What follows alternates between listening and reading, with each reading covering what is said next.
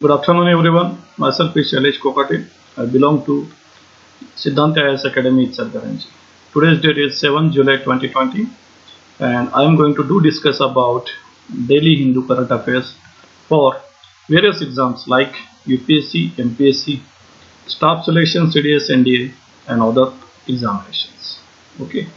The very first information is related to the corona. Okay.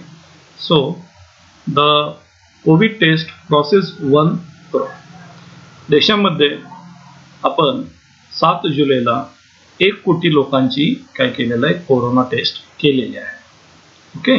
7 जुलै ह्या तारखेला देशामध्ये आपण काय केलेले आहे, 7 जुलै पर्यंत देशामध्ये 1 कोटीपेक्षा जास्त लोकांची आपण कोरोना चाचणी घेतलेली आहे.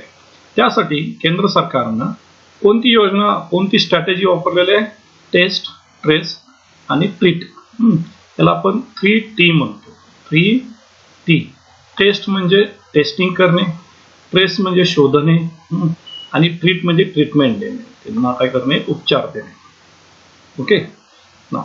दुसरी जी महत्वाची बातमी आहे ही अशी आहे की WHO चा रिपोर्ट असा आहे, WHO जगातील 239 एक्सपर्ट्सनी सांगितलेलं आहे की कोरोना व्हायरस इज एअरबॉर्न, म्हणजे कोरोना हा हवेतून प्रसार होऊ शकतो.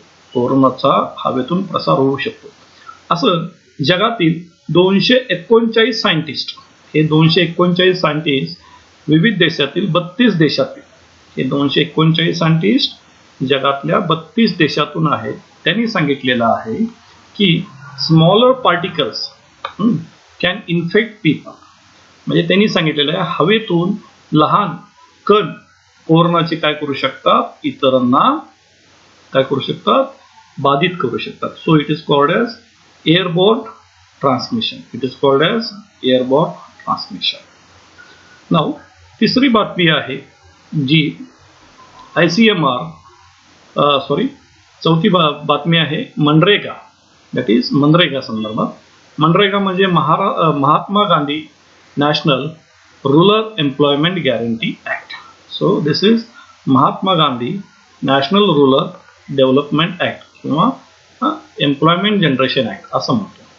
आता ह्याच्यामध्ये काय सांगितलेले आहे, 1.4 lakh families reach is annual work limit, म्हणजे ह्या वर्षी मनरेगामधून साधारण 1.4 लाख कुटुंबांना त्यांच्या वर्षाचं जे काही लिमिट आहे त्याच्या 80% काय केलेलं आपण काम दिलेलं आहे. तर सविस्तर बातमी असेल, at least 1.4 lakh poor rural families, देशातील 1.4 लाख कुटुंब यांनी त्यांचा जो कोटा आहे मनरेगा अंदर 100 दिवसाचं काम हे आपण लोकांना देतो. 100 दिवसाचं काम आपण लोकांना देतो. तर 100 दिवसाचं काम आपण ह्या वर्षी 1.4 लाख कुटुंबांना देशातील दिलेलं आहे. आता आपण मनरेगा संदर्भात माहिती घेऊ. मनरेगा काय आहे? मनरेगा हा जो कायदा आहे, Mahatma Gandhi national rural development act, किंवा ह्याला म्हणतो Mahatma Gandhi national rural employment guarantee act असं सुद्धा म्हणतो. हा कायदा 2005, हा कायदा 2005 याला पास झाला. आता ह्या कायद्यामध्ये काय दिलेलं आहे बघा, basic objective of guarantee 100 days. कायद्याचं आपल्याला लोकांना 100 दिवसाची गॅरंटी, कामाची गॅरंटी. ते काम कोणतं पाहिजे, अनस्किल्ड वेज, म्हणजे ज्याच्यामध्ये विशिष्ट असं कोणतंही स्किल लागणार नाही, त्याचं आपण काय करायचं आहे, त्यांना कुटुंबांना एम्प्लॉयमेंट द्यायचं आहे. हे एम्प्लॉयमेंट प्रत्येक कुटुंबाला प्रत्येक वर्षी द्यायचं आहे. म्हणजे 100 डेज काय करायचं आहे आपल्याला, अनस्किल्ड वेज एम्प्लॉयमेंट, 100 दिवसाचे विशिष्ट असं कोणतंही स्किल न लागणारी रोजगार निर्मिती आपल्याला प्रत्येक कुटुंबाला करून द्यायची आहे. याचा बेसिक पर्पज आहे ह्या योजनेचा टू इरॅडिकेट पॉवर्टी, म्हणजे दारिद्र्याचं निर्मूलन करण्यासाठी काय करायचं आहे, ही योजना राबवलेली आहे. दुसरं महत्वाचं ऑब्जेक्टिव्ह आहे डिसेंट्रलायझेशन इन गव्हर्नन्स. डिसेंट्रलायझेशन म्हणजे विकेंद्रीकरण, गव्हर्नन्स म्हणजे प्रशासन. प्रशासनातील किंवा जनतेच्या म्हणजे गावामधले प्रश्न गावामध्ये सोडवण्यासाठी काय करायचं आहे, प्रशासनाचं विकेंद्रीकरण, प्रशासकीय कामाचं विकेंद्रीकरण करायचं. आता मनरेगाची इलिजिबिलिटी, कोण इलिजिबिलिटी होऊ शकतात. पहिली इलिजिबिलिटी आहे मनरेगा अंडर खाली must be a citizen of India, तो व्यक्ती भारत देशाचा नागरिक असावा. Must have completed 18 years of age at the time of application, म्हणजे वयाची 18 वर्षे पूर्ण केलेला तो नागरिक असावा.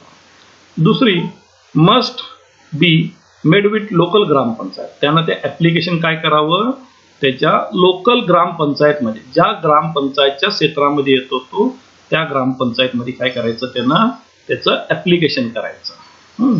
आणि हे application must be volunteer for unskilled labour. हे ऍप्लिकेशन काय जोर जबरदस्ती न करता त्याच्या ऐच्छिक विषयानं काय करायचं, त्यानं ते अर्ज करायचा आहे. ओके, नाव नेक्स्ट बघू आपण आता अदर फॅक्ट्स ऑफ मनरेगा.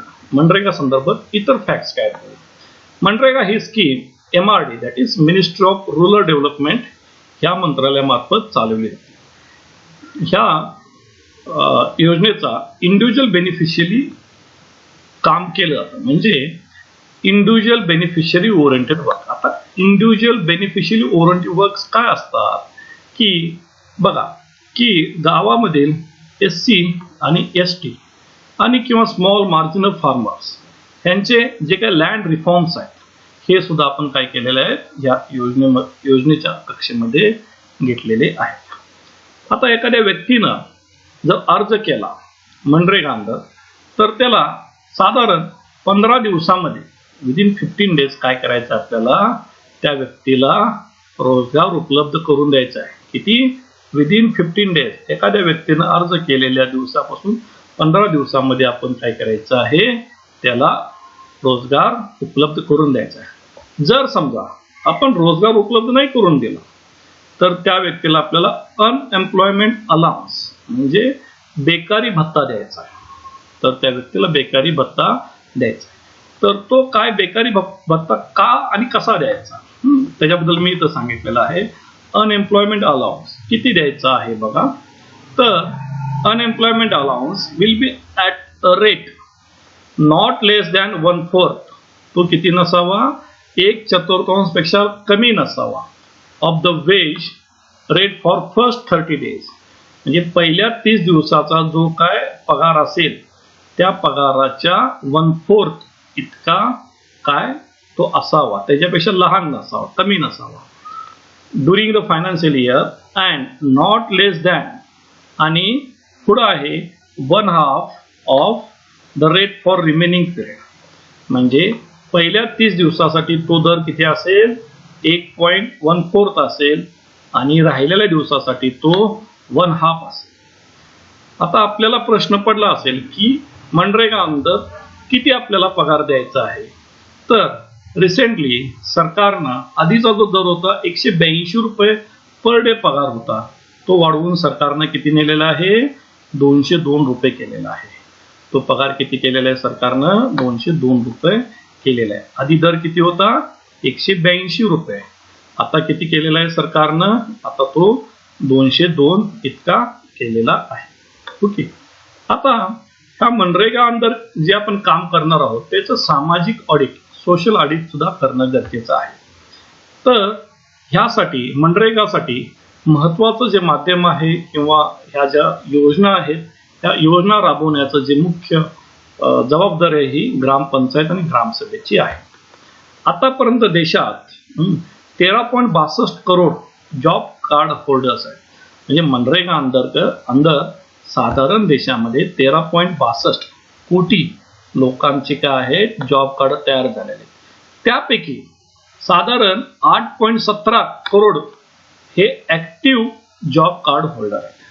देशामध्ये टोटल किती आहे, टोटल साधारण 13.62 करोड इतके लोकांच्याकडं मनरेगाचं कार्ड आहे. त्यापैकी साधारण 8.17 करोड इतक्या लोकांच्याकडे काय ते ऍक्टिव्ह लोक आहेत, त्या कार्डचा फायदा घेतात. ओके. दुसरी महत्वाची बातमी आहे की सीएनजी संदर्भात CNG code is bus operators button. म्हणजे ह्याच्यामध्ये असं सांगितलेलं आहे सीएनजी मुळे काय होणार आहे, जे बसचं पोल्युशन आहे, पोल्युशनचं प्रमाण कमी होणार आहे. आता आपण बघू सीएनजी संदर्भातचा लेटेस्ट अहवाल काय, लेटेस्ट रिसर्च काय. CNG Burns cleaner than liquid fuels like diesel और पेट्रोल. सीएनजी वापरल्यामुळे काय होणार आहे, पर्यावरणामध्ये काय होणार आहे, दॅट इज जे काही पोल्युशन आहे, पोल्युशनची मात्रा कमी होणार आहे. तर किती पोल्युशन कमी होणार आहे बघू. कार्बन डायऑक्साईडचं प्रमाण किती कमी होणार आहे, कार्बन डायऑक्साईडचं प्रमाण किती कमी होणार आहे, 20 ते 30% कमी होणार आहे. ठीक आहे. त्यानंतर नायट्रोजन डायऑक्साईडचं प्रमाण 35 ते 60% कमी होणार आहे. त्यानंतर कार्बन मोनॉक्साईडचं प्रमाण 35 ते 60% कमी होणार आहे. त्याचप्रमाणे नॉन मिथेन हायड्रोकार्बनचं प्रमाण सुद्धा किती कमी होणार आहे, 20 ते 30% कमी होणार आहे. तर ह्या ठिकाणी आपण बघितलेलं सीएनजी मुळे काय होणार आहे, carbon dioxide, CO2, nitrous oxide, nitrogen dioxide, त्यानंतर नॉन मिथेन हायड्रोकार्बन्स आणि कार्बन मोनॉक्साईड, ह्या सगळ्यांचं प्रमाण काय होणार आहे, पर्यावरणातलं कमी होणार आहे. ओके. तर चौथी महत्वाची बातमी आहे जी भारतासंदर्भात आहे. OPM seizure India in top 5. OPM म्हणजे गांजा, सीजर म्हणजे जप्त. देशामध्ये काही वर्षांमध्ये, मागील वर्षांमध्ये गांजाचं जप्त केलेलं प्रमाण इंडिया हा टॉप 5 मध्ये आहे. असं कोण सांगतं, हा एक अहवाल आलेला आहे. तो अहवाल कोणाचा आहे, United nations office on drugs and crime, त्याला आपण म्हणतो UNODCचा अहवाल आहे. तो 2018चा अहवाल आहे. यामध्ये इंडिया आहे टॉप 5 मध्ये आहे. इंडिया किती आहे, टॉप 5 मध्ये आहे. ओके. आता आपण विचार करू, जगामध्ये इराण हा पहिला देश आहे 1 नंबरचा, की ज्या देशामध्ये 2018 साली 644 टन इतकं ओपीएम म्हणजे गांजा, किती 644 टन इतका गांजा पकडला. त्यानंतर 27 टन गांजा हा अफगाणिस्तानमध्ये पकडला. 3 नंबरचा देश होतो पाकिस्तानमध्ये साधारण 19 टन गांजा हा पकडलेला आहे. आणि हे झाले देशामधले गांजा पकडलेले, जगातील गांजा पकडलेले देश. पहिला आहे इराण, दुसरा आहे अफगाणिस्तान, तिसरा आहे पाकिस्तान आणि इंडिया येतो. इंडियाचा नंबर येतो 5वा येतो. India is a 5th. Okay. नाव आता हेरोईन म्हणतो त्याला, की जे ओपीएम पासून म्हणजे गांजापासून तयार केलेला एक ड्रग्ज असतो.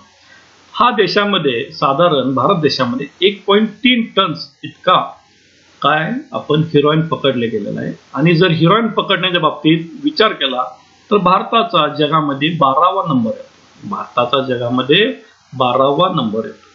आता हायेस्ट सीजर ऑफ हिरोईन, सगळ्यात जास्त हिरोईन कुठल्या देशामध्ये किती पकडलेलं आहे, साधारण 25 टन इतकं हिरोईन टर्की देशामध्ये पकडलेलं आहे.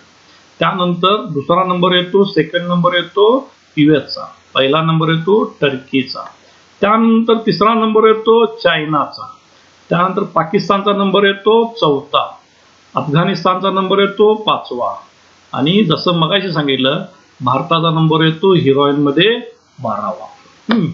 आता आपण विचार करू, ओपीएम प्रोडक्शन, गांजाचं उत्पादन जगामध्ये कुठं जास्त होतं, तर म्यानमार हा देश आहे.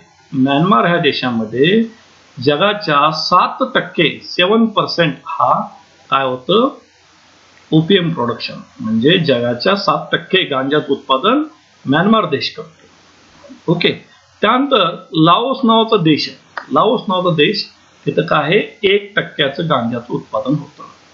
त्यानंतर मेक्सिको देश आहे. मेक्सिको देशामध्ये 6% गांजाचं उत्पादन होतं. किती होतं, जगाच्या जे उत्पादन आहे त्याच्यापैकी 6% उत्पादन हे मेक्सिको देशामध्ये होतं. त्यानंतर कोलंबिया अँड ग्वाटेमाला या ठिकाणी लेस दॅन 1% इतकं काय होतं ग्लोबल प्रोडक्शन होतं, लेस दॅन 1% ग्लोबल प्रोडक्शन होतं. ओके. नाव आता आपण विचार करू की about will see United nation office on drugs and crime, UNODC हे ज्या संदर्भात विचार.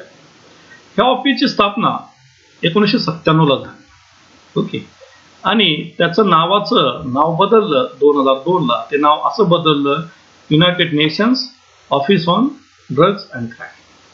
आता बघा, ह्या UNODCचं महत्त्वाचं काम आहे fight against illicit drugs and international crime.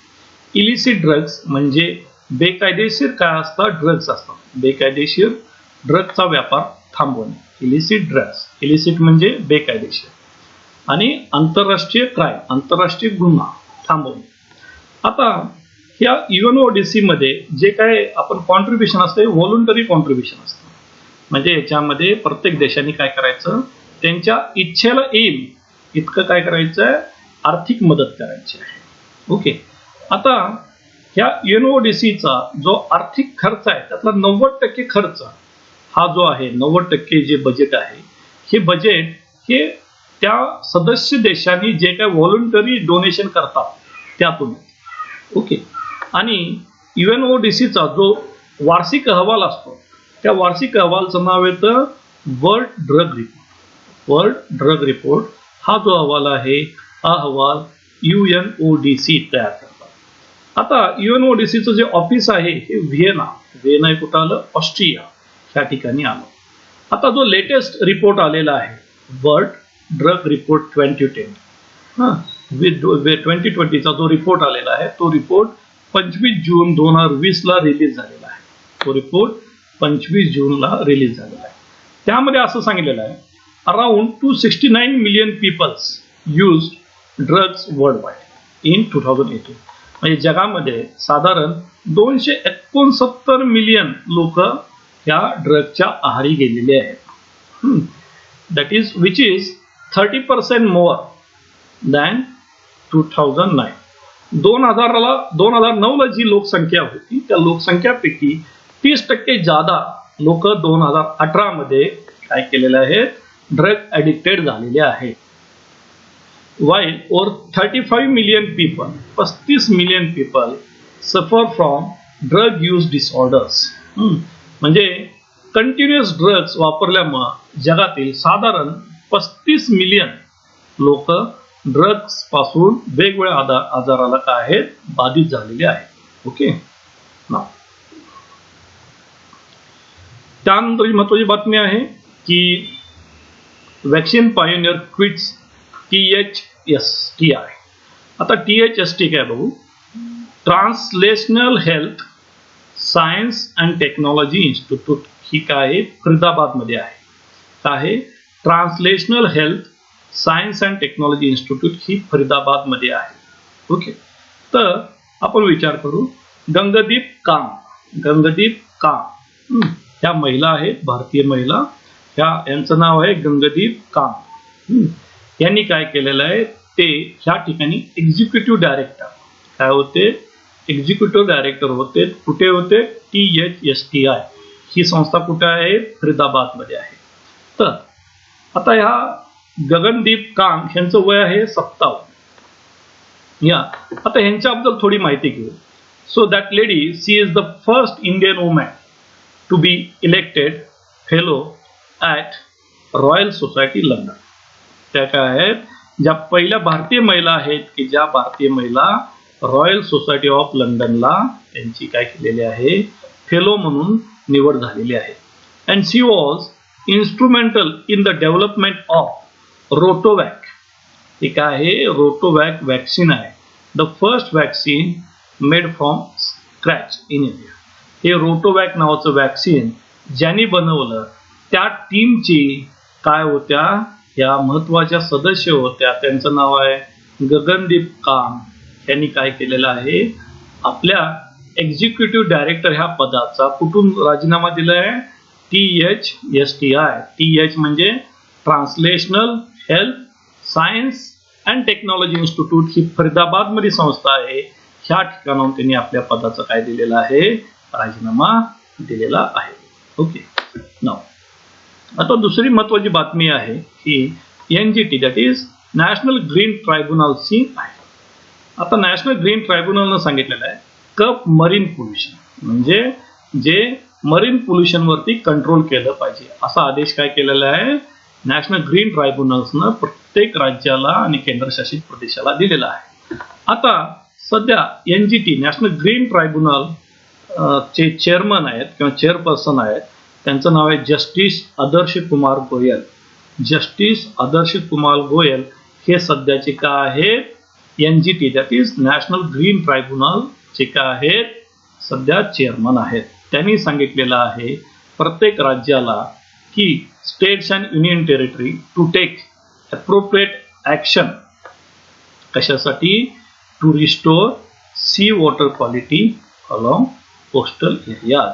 समुद्र किनाऱ्यावरली जी पाण्याची क्वालिटी आहे ती चांगल्या पद्धतीने मेंटेन राहावी त्यासाठी केंद्र राज्य सरकारनं आणि विविध केंद्रशासित प्रदेशांनी काही उपाययोजना सुचवायच्या आहेत. त्या उपाययोजना की ह्या राज्यांनी केंद्र सरकारला NGT ला द्यायच्या आहेत. ओके. असं कोणी सांगितलं NGTचे chairperson justice Adarsh Kumar Goel. Okay. आता महत्वाचा मुद्दा आहे Assam government to upgrade Dehing Patkai wildlife sanctuary to national park. Assam सरकारनं काय केलेलं आहे की दिहांग पतकाई वाईल्ड लाईफ जी आहे वाईल्ड लाईफ याचा अर्थ असा आहे की अभयारण्य या अभयारण्याला काय दिलेलं आहे राष्ट्रीय पार्क नॅशनल पार्क चा दर्जा दिलेला आहे. आपण बघू दिहांग पतकाई कुठं आहे. नाव बघा हा आसामचा एरिया आला हा आसाम आला total. Okay. So will see a new shadow here. तर ह्या ठिकाणी आपण बघू की शॅडो बघू हा आसामचा एरिया येतो आणि हा आसामच्या राज्यामध्ये दिहांग पतकाई हा एरिया येतो. आता आसामच्या वरल्या साईडला हा अरुणाचल प्रदेशचा एरिया येतो. त्यानंतर आसामच्या इथं दिहांग पतकाईच्या खालच्या साईडला नागालँड राज्य येतं. त्याच्या खाली मणिपूर राज्य येतं. त्याच्या खाली इथं मिझोरम येतं. त्यानंतर त्रिपुरा येतं आणि आसामच्या खाली इथं मेघालय राज्य येतं. ओके. तर हा आसामचा जो एरिया आहे जो ईस्टर्न साइड आहे आसामची ही ईस्टर्न साइड म्हणजे हा पार्ट आहे. हा पार्ट जो आहे तर दिहांग पतकाई एरिया येतो. दिहांग पतकाई हा एरिया येतो. तर बघा की द फर्स्ट प्रपोजल म्हणजे जो काय आहे की Dehing Patkai declared a wildlife sanctuary in 2004. 2004 ला ह्या दिहांग पतकाई एरियाला काय वाईल्ड लाईफ सँक्चुरी म्हणजे अभयारण्य असा दर्जा देण्यात आला. आता रिसेंटली सरकारनं तो दर्जा वाढवून नॅशनल पार्क असा दर्जा दिला. ओके. आता दिहांग पतकाई हे कशासाठी प्रसिद्ध आहे बघा. रिसेंटली त्या ठिकाणी की national board of wild life NBWL यांनी काय केलेलं आहे कोल मायनिंग साठी कोल इंडियाला परवानगी दिलेली आहे.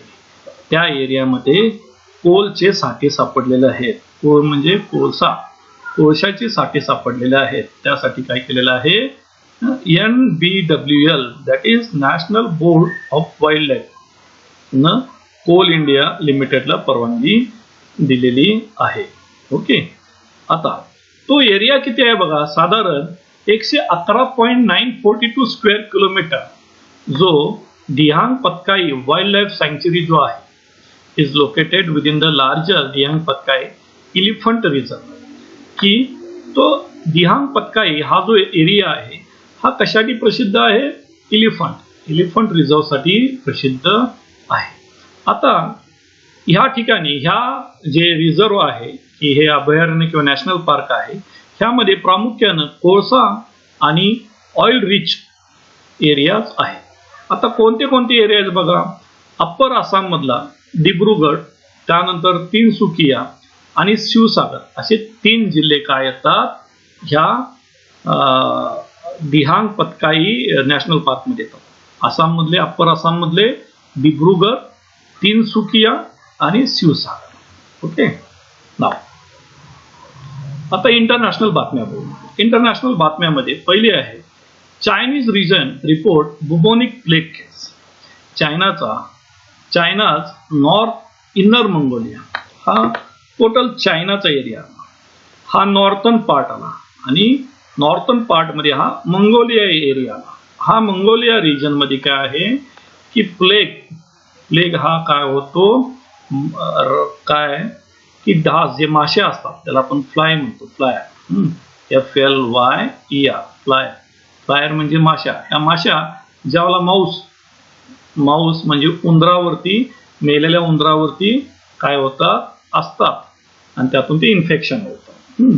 आपण आता त्याच्याबद्दल बघू. तर चायनाचा जो मंगोलियाचा पार्ट आहे हा नॉर्थ पार्ट आहे, मंगोलिया इनर पार्ट. ह्या ठिकाणी काय झालेलं आहे, प्लेगच्या केसेस सापडलेल्या आहेत. ओके, आता आपण प्लेग बद्दल बघू. प्लेग काय, what is a plague? Bubonic plague. 3 पद्धतीचे प्लेग आहेत. पहिला आहे बुबोनिक प्लेग, त्यानंतर एक दुसरा आहे जो सेप्टिक प्लेग आणि तिसरा आहे न्यूमोनिक प्लेग. 3 प्लेगचे प्रकार आहेत. त्यातला पहिला आपण प्लेगचा प्रकार बघू की आहे जो सापडलेला आहे bubonic plague. Okay, bubonic plague काय आहे बघू. Plague is a serious bacterial infection. ही काय आहे, बॅक्टेरियल इन्फेक्शन आहे. ही काय आहे, बॅक्टेरियल इन्फेक्शन आहे that transmitted primarily by fleas. Fleas म्हणजे काय, माशा. माशापासून होणारं काय आहे, बॅक्टेरियल इन्फेक्शन आहे. It causes plague. आता बघा ह्याच्यामध्ये काय महत्वाचं आहे, एर्सिनिया पेस्टिस हा काय घटक असतो. एर्सिनिया पेस्टिस हा पेस्ट म्हणजे एक पद्धतीची कीड आहे. ही काय आहे, कीड आहे. ही कीड काय होती, जन्माला येते.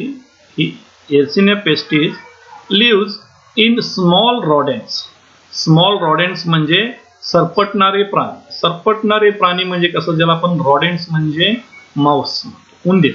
ओके, त्यांच्यावरती काय असतात, ही पेस्ट, एक कीड असते. हे ज्यावेळेला फ्लाईज या रॉडेंट्स वरती बसतात त्यावेळेला ही काय असती, ही एर्सिनिया पेस्ट ह्या फ्लायच्या मार्फत ट्रान्समिट होते. आणि ही जी माऊस आहे म्हणजे हे अशी रॉडेंट्स आहेत, हा साधारण आफ्रिका, आशिया आणि युनायटेड स्टेट्स मध्ये सापडतो.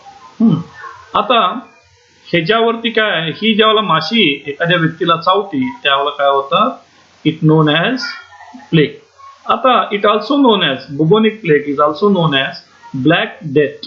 त्याला आपण म्हणतो काळा आजार असं सुद्धा म्हणतो. की प्राचीन भारतामध्ये किंवा मध्ययुगीन भारतामध्ये काय होतं, काला आजार असं सुद्धा आपण याला म्हणत होतो. आता यानं काय होतं बघा की प्लेगनं, की साधारण it results in Solan and tender lymph nodes म्हणजे मानेवरती काय किंवा आपल्या काखेमध्ये काय होतं ते गाठ. नोड म्हणजे गाठ, लिम्फ म्हणजे पाण्याची, म्हणजे एक गाठ तयार व्हायची, त्या गाठीमध्ये पाणी साचायचं किंवा पस साचायचा. लिम्फ नोड्स ह्याला असा दुसरा शब्द आहे बुबोज म्हणतो. त्याला बुबोज म्हणजे पाण्याची गाठ तयार होते. ती तयार कुठं होणार आहे, नेक किंवा ग्रोइन म्हणजे आपण काखेमध्ये वगैरे. आणि त्याच्यामुळे काय होणार आहे, प्लेग झालेल्या व्यक्तीचं लंग्स म्हणजे काय, फुफ्फुस इफेक्ट होतात आणि त्याला श्वास घेण्यामध्ये काय होतो, त्रास होतो आणि त्यामध्ये त्याची काय होऊ शकते, डेथ होऊ शकते. ओके, आता बघा bubonic plague is the most common variety of the disease. हे नाव कशावरून पडलं, it is named after swollen lymph nodes, that is buboes, that typically develop in the first week. पहिल्या आठवड्यामध्ये काय होतात, व्यक्तीच्या मानेवरती किंवा काखेमध्ये किंवा जांघेमध्ये काय होतात, पाण्याच्या गाठ तयार होतात. आता ह्या कुठे होतात, मानेवरती. ह्या सगळ्यामुळे काय होतात, येत असतात.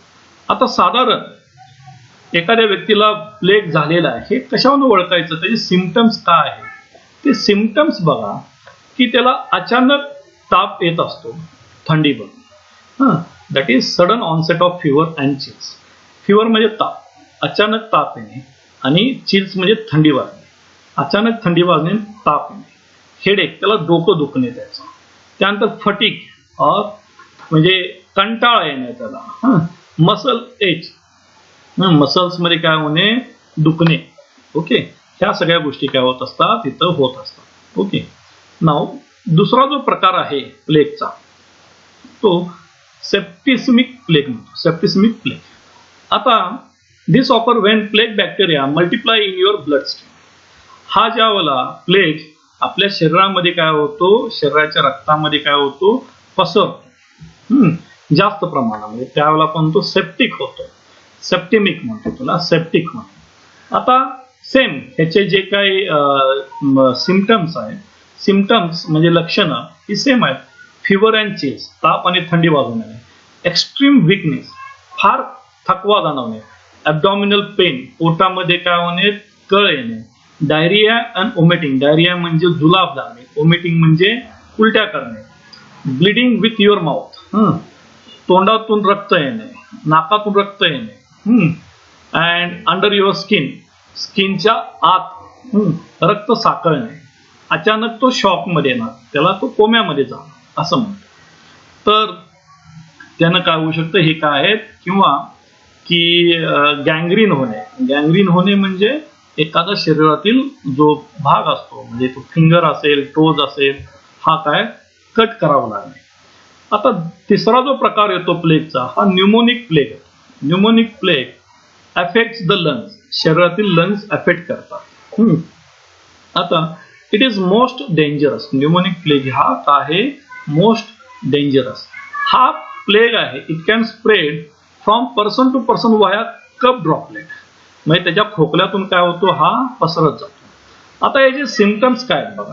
सिम्पटम्स, खोकला अँड ब्लडी मुकस. खोकला आणि खोकल्यातून काय पडणे, रक्त पडणे, म्हणजे आपण बडक्यातून रक्त. ब्लडी म्हणजे रक्त, म्युकस म्हणजे बडका, बडक्यातून रक्त पडणे. डिफिकल्टी इन ब्रिदिंग, श्वासोश्वास घेण्यामध्ये अडचण येणे. नॉसिया अँड ओमिटिंग, नॉसिया म्हणजे मळमळणे, ओमिटिंग म्हणजे उलटी आली येणे. हाय फिवर म्हणजे उच्च तापमान. हेडेक, डोकं दुखणे. विकनेस म्हणजे कंटाळा. आणि चेस्ट पेन म्हणजे छातीमध्ये दुखणे. ही काय आहेत, न्यूमोनिक प्लेगची काय आहेत, लक्षणं आहेत. ओके, आता दुसरी महत्वाची इंटरनॅशनल न्यूज आहे. Iran confirm significant damage to nuclear complex. हा इराण देश आहे, हा अरेबियन सी आहे. या अरेबियन सीच्या ह्या ठिकाणी ओमान आहे, इराणच्या साऊथला. त्यानंतर इराण आहे, इराणच्या ईस्टला अफगाणिस्तान येतं, बरोबर ईस्ट साऊथला पाकिस्तान येतं. त्यानंतर नॉर्थ ईस्टला तुर्कमेनिस्तान येतो. इराणच्या वेस्टला इराक ही देश आहे. ठीक आहे, इराणचा जो हा पार्ट आहे, हा सेंट्रल इराण म्हणतो. तर त्या ठिकाणी इराणची एक न्यूक्लिअर कॉम्प्लेक्स आहे, न्यूक्लिअर कॉम्प्लेक्स आहे. त्या कॉम्प्लेक्सचं नाव आहे नातान्स. त्या कॉम्प्लेक्सचं नाव आहे नातान्स. हे कुठं आहे, सेंट्रल इराणमध्ये आहे. त्या ठिकाणी काय झालेलं आहे, एक छोटासा ऍक्सिडेंट घडलेला आहे. त्या ठिकाणी छोटासा ऍक्सिडेंट घडलेला आहे, पण तिथं कोणत्याही पद्धतीचं रेडिओ पोल्युशन झालेलं नाही आहे. इराणची या ठिकाणी न्यूक्लिअर साईट आहे.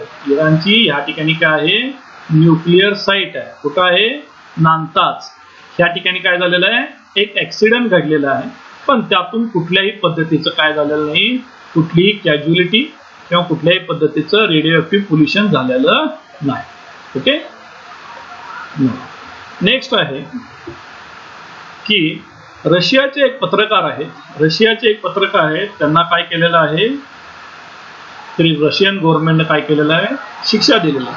त्यांचं नाव आहे स्वेतलाना प्रोकोपेयावा. रशियाच्या एक जर्नलिस्ट आहेत, Russian journalist. She was found guilty on Monday for justifying terrorism. म्हणजे रशियाचे एक पत्रकार आहेत, त्यांचं नाव आहे स्वेतलाना प्रोकोपिवा. यांना काय केलेलं आहे, रशियानं काय केलेलं आहे, त्यांनी टेररिझमला जस्टिफाय केलं म्हणून काय केलेलं आहे, शिक्षा दिलेलं आहे. त्यांचं वय किती आहे, 40 वर्ष आहे. आता त्या कुठं पत्रकार आहेत बघू, त्या US funded radio free Europe किंवा त्याला रेडिओ लिबर्टी असं म्हणतो, RFE-RL ह्या ठिकाणी फ्रीलान्स कॉन्ट्रीब्युटर आहे, म्हणजे मुक्त पत्रकारिता करतात. मुक्त पत्रकारिता म्हणजे ज्यांना वेळ मिळेल त्यावेळेला ते काय करतात, पत्रकारिता करतात. ओके. तर त्यांनी काय केलं होतं, रशियाने ज्या वेळेला सिरियावरती अटॅक केलं होतं 2018 ला, तर त्या बातमीवरती त्यांनी काय केलं होतं, सिरियाचं समर्थन केलं होतं. म्हणून त्यांना काय केलेलं आहे, स्वेतलाना प्रोकोपायेवा यांना काय केलेलं आहे, रशियानं शिक्षा दिलेली आहे. ठीक आहे. आता महत्वाच्या काही फॅक्ट्स बघू. त्या फॅक्ट्स काय आहेत बघा. हरियाणा सरकारनं, Haryana has reserve 75% job for local, म्हणजे हरियाणा सरकारनं काय केलेलं आहे, 75% जॉब्स हे लोकल लोकांना रिझर्व केलेले आहेत. ते जॉब ज्याची सॅलरी 50,000 पेक्षा कमी असेल ते सगळे जॉब्स लोकल लोकांना काय केलेले आहेत, रिझर्व केलेले आहेत. त्याच ठिकाणी इस्रायल देशानं OPEC-16 नावाचं एक इंटेलिजन्स सॅटेलाइट लॉन्च केलेलं आहे. रशियानं काय केलेलं आहे, OPEC-16 नावाचं काय केलेलं आहे, एक इंटेलिजन्स सॅटेलाइट लॉन्च केलेलं आहे. ओके. नाउ संस्कृत विद्यालय भारतानं नेपाळमध्ये बांधून दिलेलं आहे. भारत सरकारनं नेपाळमध्ये संस्कृत विद्यालयाची स्थापना केलेली आहे. त्याचं नाव आहे श्री सप्तमी गुरुकुल संस्कृत विद्यालय. भारत सरकारनं काय केलेलं आहे, नेपाळमध्ये एका संस्कृत विद्यालयाची, इंडियानं काय केलेलं आहे, नेपाळमध्ये एका संस्कृत विद्यालयाची स्थापना केलेली आहे आणि त्याचं नाव आहे श्री सप्तमी गुरुकुल संस्कृत विद्यालय. आता कर्नाटक गव्हर्नमेंटनं काय केलेलं आहे, नेकर सन्मान योजना आणलेली आहे.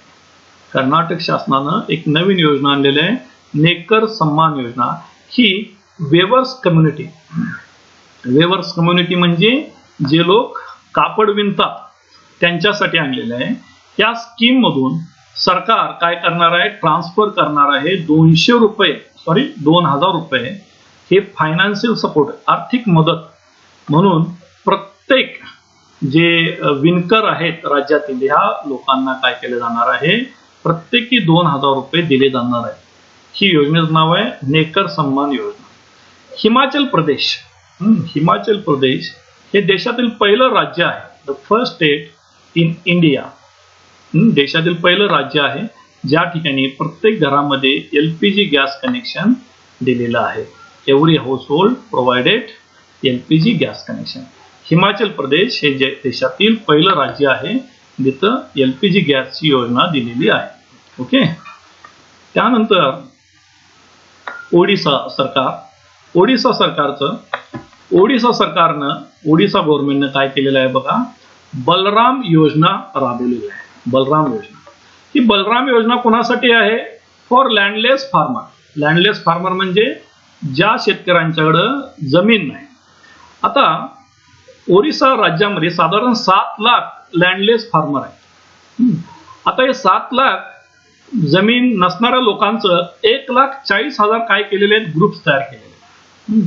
आणि ह्या प्रत्येक ग्रुपमध्ये साधारण एक 5 काय शेतकरी आहे. प्रत्येक ग्रुपमध्ये 5 शेतकरी आहे.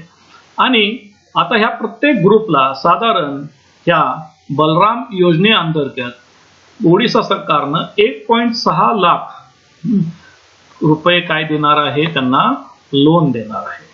ही बलराम योजना कोणासाठी आहे, लँडलेस फार्मर. काय आहे, 1.6 लाख रुपयाचं लोन ह्या ग्रुपला देणार आहे. कशाला, ह्या भूमिहीन लोकांची काय केलं जाणार आहे, भूमिहीन शेतकरी लोकांचा ग्रुप स्थापन करून त्यांना कर्ज दिलं जाणार आहे. आता त्यानंतर ही बातमी आहे, prime minister mister Narendra Modi is going to inaugurate 750 megawatt Rewa ultra mega solar power plant. हे 10 जुलैला याचं उद्घाटन होणार आहे. नरेंद्र मोदी काय करणार आहेत, 750 मेगावॉटचा ultra mega solar power plant उद्घाटन करणार. रेवा कुठं आलं, मध्य प्रदेशमध्ये रेवा आला. आता बघू रेवा बद्दल. हा जो पॉवर प्लांट असणारा सोलर पॉवर प्लांट हा is the largest single site power plant in India and also in Asia. हा भारतातील आणि आशियातील सर्वात मोठा असा एकाच साईटवरती एकाच ठिकाणी बनवलेला मोठा असा सोलर पॉवर प्लांट आहे. कॅपॅसिटी किती आहे? 750 मेगावॉट. रेवा कुठं आहे? मध्य प्रदेशमध्ये. तर ह्यासाठी साधारण 1590 एकर जमीन सरकारनं दिलेली आहे आणि त्यासाठी येणारा खर्च आहे 4000 करोड इतका खर्च येणार आहे. आता यूपी चीफ मिनिस्टर यांनी एक नवीन मिशन तिथं लॉन्च केलेलं आहे. त्याचं नाव आहे मिशन वृक्षारोपण. तर मिशन वृक्षारोपण 2020 ह्या मिशनच्या अंतर्गत target to plant more than 25 crore 25 कोटी वृक्षांची काय करायची आहे? तिथं वृक्ष लागवड करायची आहे. ह्या सगळ्या वृक्ष लागवडांना काय केलं जाईल? जिओ टॅगिंग केलं जाईल. दॅट इज जिओग्राफिकली त्याला काही टॅग दिले जातील. जिओ टॅगिंग काय केलं जाईल? ह्या ह्याच्यामध्ये केले जातील. Okay, thank you.